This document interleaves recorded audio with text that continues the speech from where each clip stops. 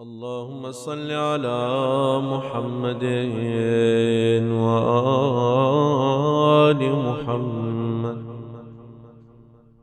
يا علي يا عظيم يا غفور يا رحيم، أنت الرب العظيم الذي ليس كمثله شيء وهو السميع البصير. وهذا شهر عظمته وكرمته وشرفته وفضلته على الشهور، وهو الشهر الذي فرضت صيامه علي،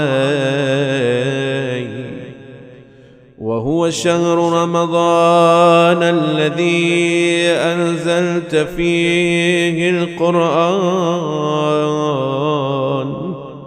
هدى للناس وبينات من الهدى والفرقان، وجعلت فيه ليلة القدر وجعلتها خيرا من 1000 شهر.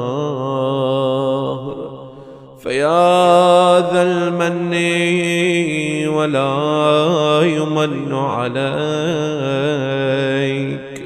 من علي بفكاك رقبتي من النار، في من تمن عليه وأدخلني الجنة برحمتك يا أرحم الراحمين.